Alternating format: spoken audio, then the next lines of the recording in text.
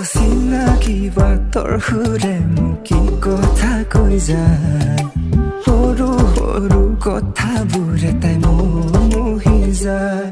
মোৰ বুকুত আৰু কিমান ৰাখিম তোমাক লুকুৱাই